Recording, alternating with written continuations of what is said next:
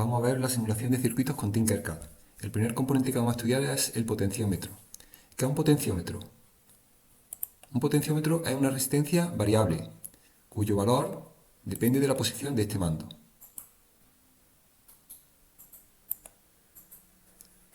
¿Qué ocurre cuando se mueve el mando?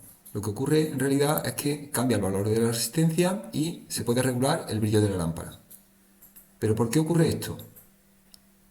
Esto ocurre porque según la ley de Ohm, cuanto mayor es la resistencia en un circuito, menor es su intensidad. Ahora vamos a estudiar la fotorresistencia o LDR. ¿Qué es una LDR? Es una resistencia dependiente de la luz. Su valor de resistencia depende de la cantidad de luz que le llega. ¿Qué ocurre cuando llega poca luz a la LDR?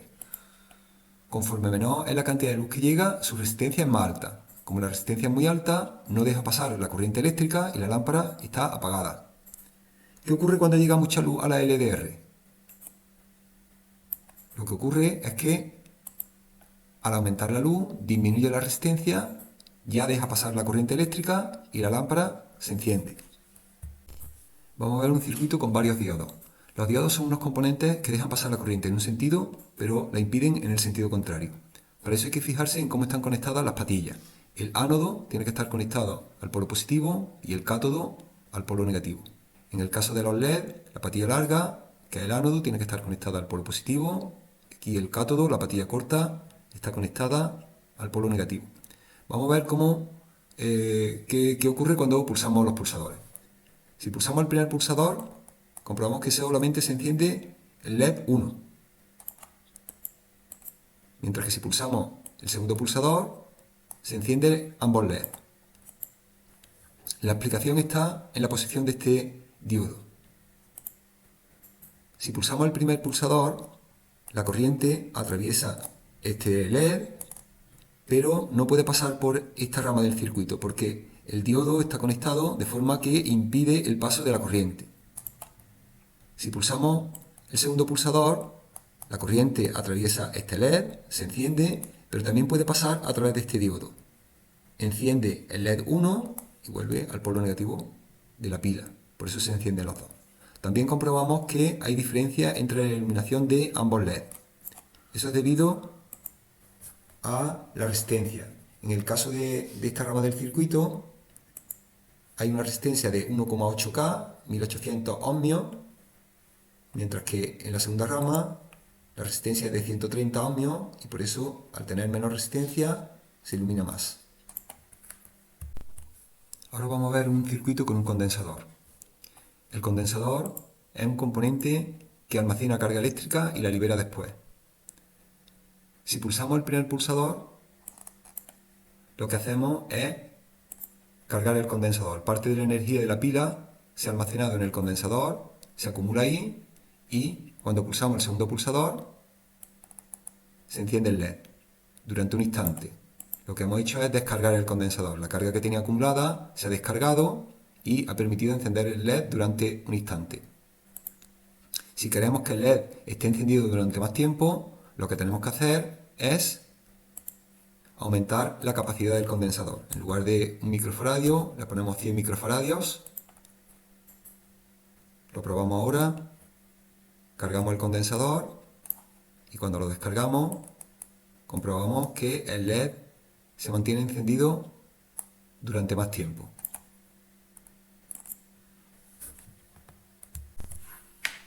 Ahora vamos a estudiar este componente que es el transistor. El transistor se considera el principal componente de los circuitos electrónicos. Funciona como un interruptor automático. Para activarlo hay que hacer pasar una pequeña corriente por esta patilla que es la base. De esa forma es posible la circulación entre las otras dos patillas, entre el colector y el emisor. Vamos a analizar el estado de los transistores en estos tres circuitos. En el primer caso, el transistor está en el estado de corte. No llega corriente hasta la base del transistor y, por tanto, no circulan electrones entre el colector y el emisor. Y, en consecuencia, el LED no se enciende. En el segundo circuito, el transistor está en fase de amplificación, en el estado de amplificación. El transistor se ha activado, a través de esta resistencia pasa una corriente hasta la base y de esa forma el paso de los electrones entre el colector y el emisor es posible y el LED sí se enciende. En el último circuito hemos conectado un cable, en este caso de color azul, entre estos dos puntos, en esta rama del circuito, y lo que ocurre es que al conectar el cable entre estos dos puntos, la corriente no llega hasta la base del transistor, no pasa por este cable verde, porque se encuentra aquí el transistor, y en su lugar prefiere ir por el cable este azul, que no se encuentra resistencia. Es decir, el transistor no está activo, no hay circulación entre el colector y el emisor, y el LED no se enciende. Vamos a analizar un circuito con varios componentes electrónicos que actúa como temporizador. Vamos a ver cuál es la función de cada uno de estos componentes. Cuando pulsamos el pulsador, comprobamos que ocurren varias cosas. En primer lugar, se activa el transistor, es decir, la corriente pasa a través de la base, el transistor se activa y por ese motivo el LED se enciende durante unos instantes. Pero ocurre otra cosa que no vemos, y es que el condensador se carga. Al pulsar el pulsador, la corriente también pasa a través del condensador y este se carga. ¿Cuál es la función que tiene el condensador en este circuito? La función que tiene es que cuando deja de pulsarse el pulsador, la carga del condensador circula a través de la resistencia, llega hasta la base, el transistor se mantiene activo y por eso el LED se mantiene encendido durante un instante, aunque dejemos de pulsar el pulsador.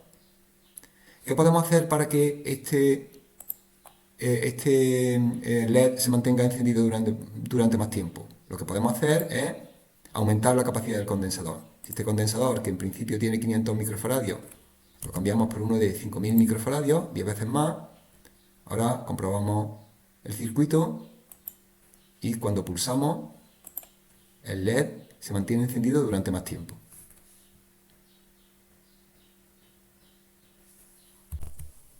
Vamos a analizar el circuito electrónico de un sistema de control automático para una alarma o un despertador. Veamos cómo funciona. La alarma se activa con la luz. Durante la noche el altavoz permanece apagado, pero cuando se hace de día suena. En los sistemas de control automático se pueden distinguir tres etapas. La etapa de entrada, en este caso, lo que tenemos es un sensor de luz, una resistencia dependiente de la luz. En función de la luz que le llega a la LDR, cambia su resistencia. En la etapa de proceso tenemos un transistor. El transistor se activa cuando llegue corriente a la base. Y en la etapa de salida tenemos un altavoz piezoeléctrico, que actúa como actuador. El funcionamiento es el siguiente. Cuando hay poca luz, la resistencia que tiene el componente, la LDR, es muy alta. Como tiene una alta resistencia, la corriente intenta llegar por aquí, pero este componente tiene una resistencia muy alta e impide que la corriente llegue hasta la base del transistor. No pasa corriente por aquí, entonces el transistor está en corte y el altavoz no suena. Conforme llega luz a la LDR, disminuye su resistencia, ya puede pasar corriente por esta rama del circuito, atraviesa la resistencia, activa el transistor porque llega hasta la base y por eso ya hay corriente entre el emisor y el colector, entre el colector y el emisor, y el altavoz funciona. Vamos a analizar el circuito electrónico para el control automático de una farola. La farola funciona de la siguiente manera. Por la noche la farola está encendida y cuando se hace de día, automáticamente la farola se apaga. En los sistemas de control automático se distinguen tres etapas. En este circuito, la etapa de entrada, lo que tenemos es una LDR, un sensor de luz, cuya resistencia depende de la cantidad de luz que llegue. Si llega poca luz, la resistencia es muy alta, y si llega mucha luz, la resistencia es más baja. En la etapa de proceso, lo que tenemos es un transistor. Actúa como un interruptor automático que se activa cuando llegue corriente a la base. Y en la etapa de salida, lo que tenemos es una lámpara, que es el actuador de este sistema. El funcionamiento se explica de la siguiente forma. En esta situación hay poca luz que le llega a la LDR, de noche hay poca luz, y por tanto la resistencia hemos dicho que es muy alta. Como hay una resistencia muy alta, los electrones Cuando salen de la pila, llegan a este punto, se encuentran en esta rama una resistencia muy alta y en lugar de ir por aquí, tiran por esta otra rama, llegan hasta la base del transistor y lo activan. Por eso se enciende la lámpara. Conforme aumenta la luz, disminuye la resistencia de esta LDR y en esta rama ya hay muy poca resistencia. Los electrones, cuando llegan a este punto, en lugar de tirar por la base del transistor, tiran por esta rama y no se activa el transistor, por tanto la lámpara permanece apagada.